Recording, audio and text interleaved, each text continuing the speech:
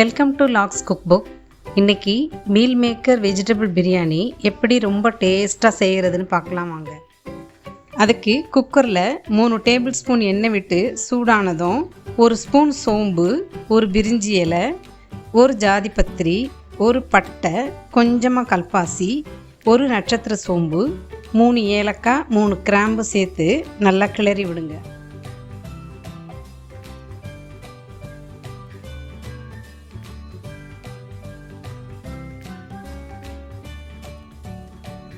நல்லா பொரிஞ்சதும் 3 பெரிய வெங்காயத்தை கட் பண்ணி கூடவே ஒரு பச்சை மிளகாயும் சேர்த்து நல்லா வதக்கிக்கணும்.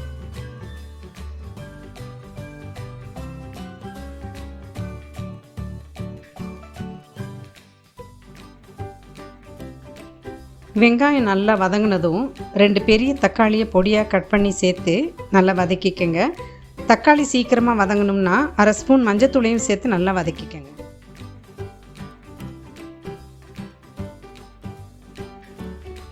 வெங்காயம் தக்காளி நல்லா வெந்ததும் 1 டேபிள் ஸ்பூன் இஞ்சி பூண்டு விழுது சேர்த்து பச்சை வாசனை போகிற வரைக்கும் நல்லா வதக்கிக்கணும்.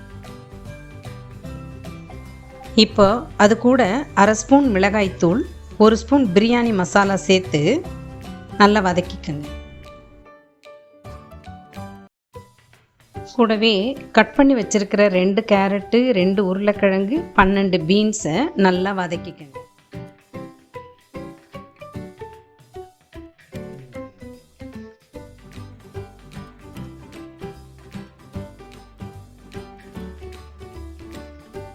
ஐம்பது கிராம் மீல் மேக்கரை ஒரு பாத்திரத்தில் நல்லா கொதிக்கிற தண்ணியில் போட்டு மூடி வச்சுட்டு ஒரு 10 நிமிஷம் கழித்து அதை நல்லா பிழிஞ்சு பச்சை தண்ணியிலையும் போட்டு மறுபடியும் நல்லா அலசி பிழிஞ்சு எடுத்து அதையும் சேர்த்துக்கங்க.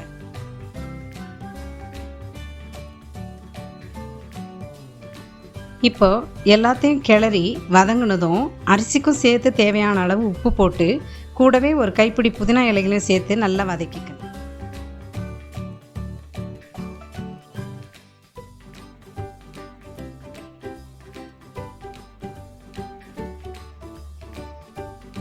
வதங்கினதும் அது கூட 2 கரண்டி தயிர் சேர்த்து அரிசி 2 கப் எடுத்துருக்கிறதுனால 3 கப் தண்ணியும் சேர்த்துக்காங்க.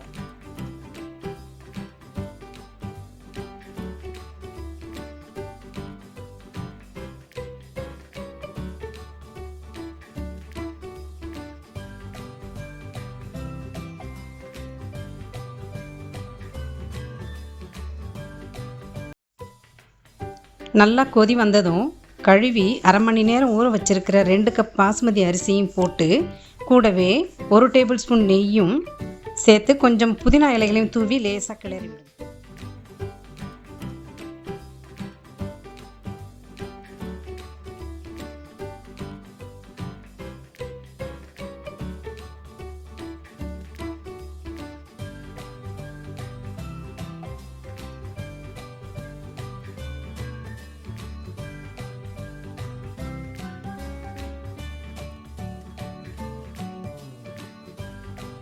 குக்கரை மூடி ஸ்டீம் வந்ததும் விசில் போட்டுட்டு லோ ஃப்ளேமில் 12லேருந்து ஒரு 15 நிமிஷம் வரைக்கும் நல்லா வேக விட்டுட்டு ஸ்டவ் ஆஃப் பண்ணிவிடுங்க. உடனே குக்கரை திறக்காமல் 10 நிமிஷம் கழித்து லேசாக கிளறி விடுங்க.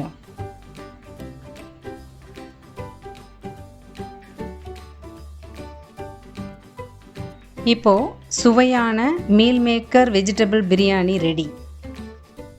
ஈஸியாக சமைக்க, ருசியாக சாப்பிட எங்கள் சேனலை சப்ஸ்கிரைப் பண்ணிவிட்டு கூடவே பெல் ஐக்கானையும் கிளிக் பண்ணிடுங்க.